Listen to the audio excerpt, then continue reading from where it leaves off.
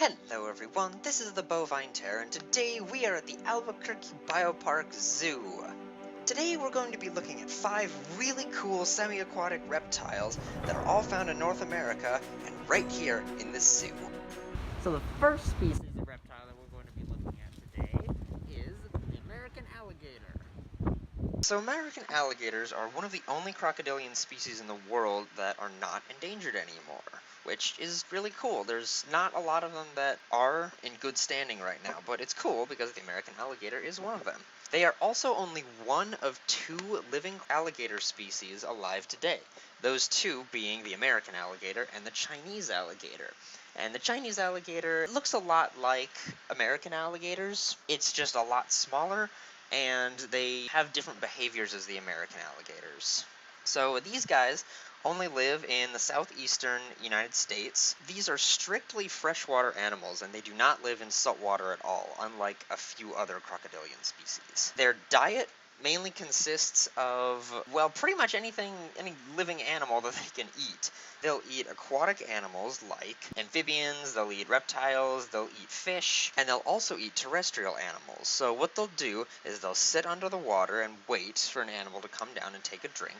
And once the animal is taking a drink and isn't really paying attention, they will leap out of the water, grab onto the animal, and pull it into the water. Crocodilians have been enormously successful throughout prehistoric time. They've been around here for millions of years. They were around when the dinosaurs were here. They ate dinosaurs. They grew to enormous lengths. There were crocodilians that were 50 feet long. Through all those millions and millions of years, they survived, and there are still crocodilians today, and they're largely unchanged, at least in structure.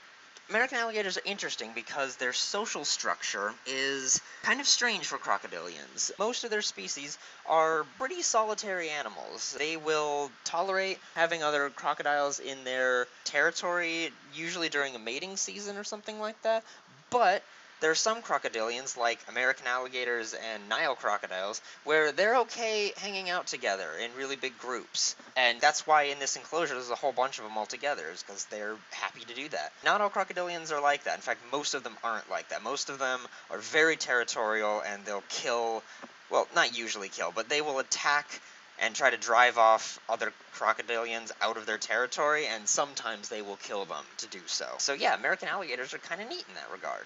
Alright, so next up is the northern Mexican garter snake.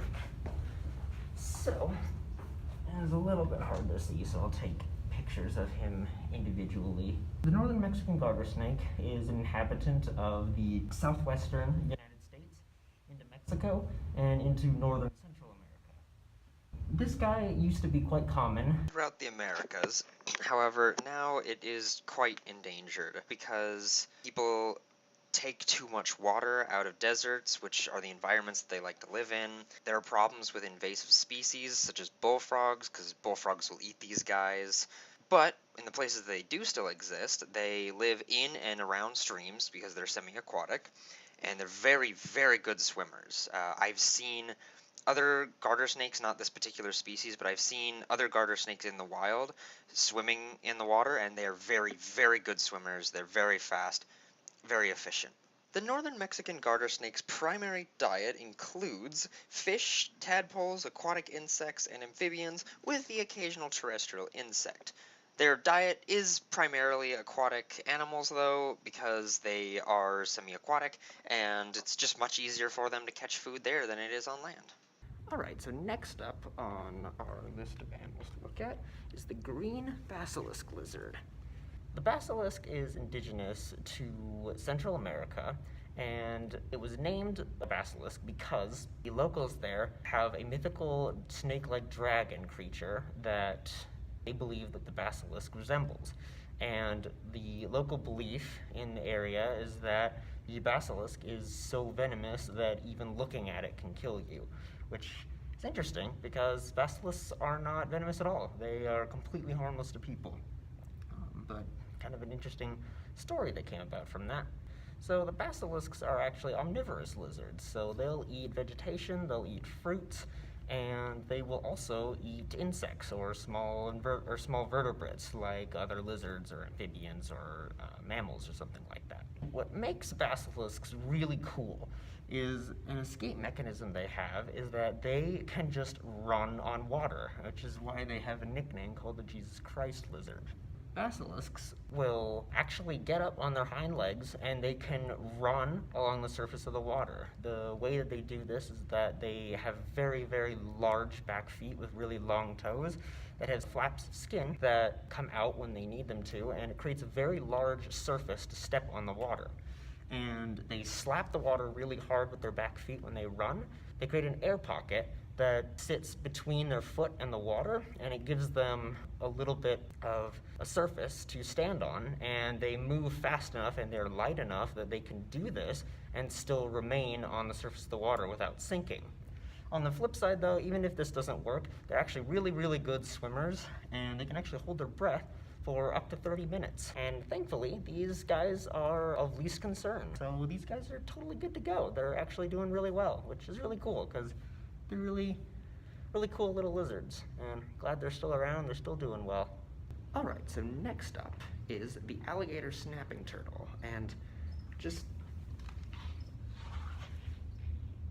look how huge she is. I mean, she's just massive. I mean, she's just huge. It's so cool. It's just so cool. And the really weird thing is about these guys is that this is probably the biggest alligator snapping turtle I've ever seen. The biggest snapping turtle just in general. But there was a report in the 1900s in Kansas, and they claim to have found an alligator snapping turtle that was 403 pounds. This girl right here, I mean, even how big she is probably around like 200, 250 pounds. So she's still really, really big, but I mean, can you imagine a turtle twice her size? I mean, that's just crazy. It's absolutely crazy. So, the alligator snapping turtle gets its name from these ridges that you can see on her back. That's the alligator part. So they look a lot like the alligators that we saw earlier. And so that's why they're called alligator snapping turtles. And then the snapping turtle part is, well, this mouth. I mean, it's huge.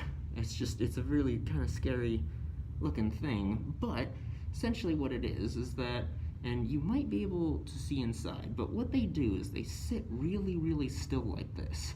You know, just completely unmoving in the water with their mouths open. And inside their mouth, their tongue resembles a worm.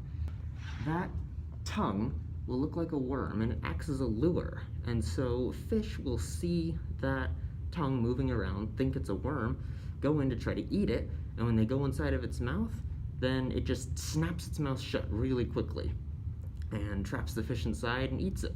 Or doesn't have to quite be a fish. They are not very picky and they'll pretty much eat any living thing that they can actually get into their mouth and swallow. And to top it all off, their mouths are extraordinarily strong. I mean, that jaw can bite down with an immense amount of bite force. I don't know the exact numbers, but, did I startle you? I didn't mean to do that, I apologize. She seems a little uncomfortable with me being this close. I'm gonna just back off just a little bit. I don't want to startle her. I'll still keep her in the picture, but essentially, that bite force is just enormously powerful, and it's easily capable of just snapping bones, even something as thick as my arm. Like, it would be a little difficult, but she could do it. I mean, they're really, really powerful animals. They're really, really impressive. They primarily live in the southeastern United States. So areas like Florida, Texas, Tennessee, Georgia, areas like that. They're freshwater animals, so they'll be found in lakes and rivers and things like that. The really cool thing about these turtles is that we don't actually know how long they live. Usually in captivity they live somewhere around 50 to 70 years, but we have estimates in the wild that they can live somewhere around 90 to 120 years, and even some really high estimates think that they could live for up to 200 years. The oldest living animal that we know about came from the Galapagos, and it was a tortoise that was housed in Australia Zoo for a while, and it was actually brought over by Charles Darwin when he first explored the Galapagos. So that turtle lived to be 168 years old. And these guys might actually be able to live longer than that, which is really cool. And also, I should say, that tortoise that was brought over lived for 168 years that we recorded. It wasn't a baby when they got it, so it probably lived for longer than that. We just don't know how much longer. These guys can live for a really long time, which is just really, really cool. So these guys are listed as a threatened species right now. The threats that they have are from people trying to collect them for meat, trying to collect them for the pet trade, which don't have this as a pet. I mean, if you're really, really experienced with turtles, then maybe, but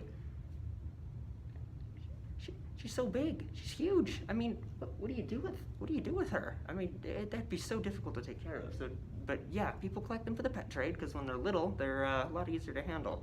Just when they get big, it's not so easy. Habitat loss is another problem that they experience. So they're threatened right now in the United States, and in some specific states they are listed as endangered.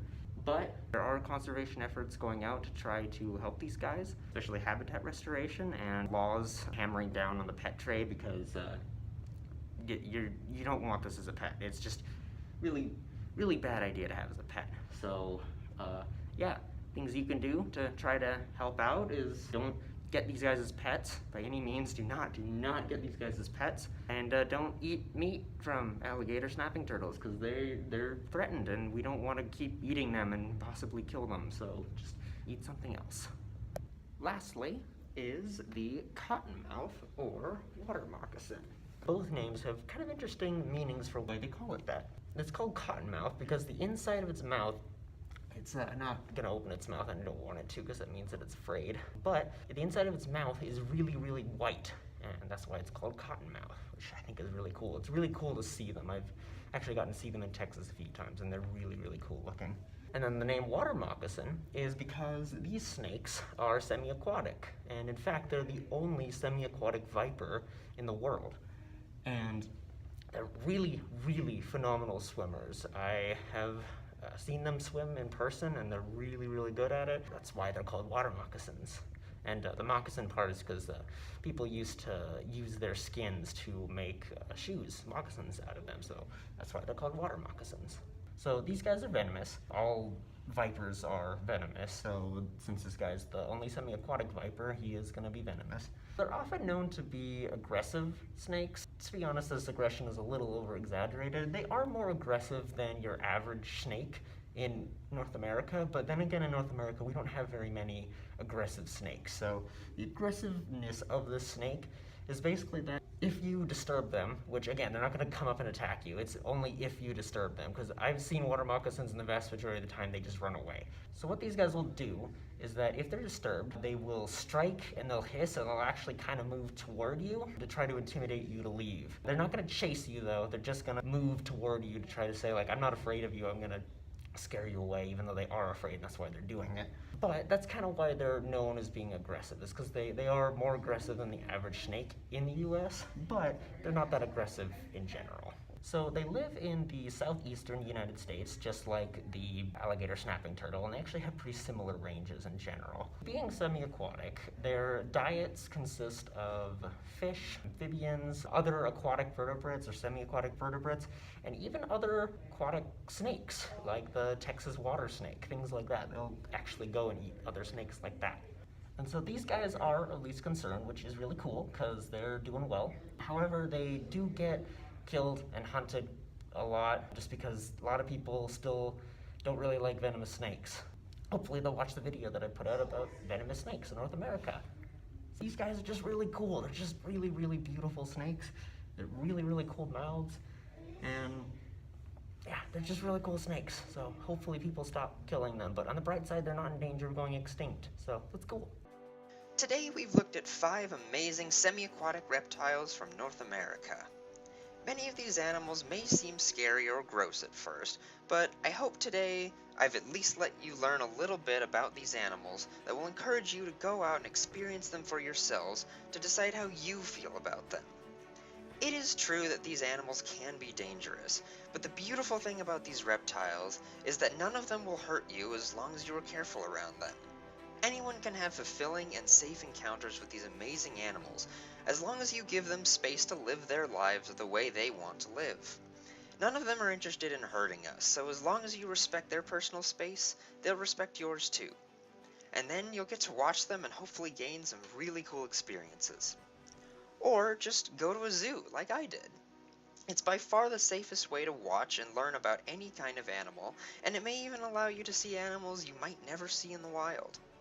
So go out and have a great wildlife experience. Also, as always, thank you all for watching, and have a great, great life, everyone.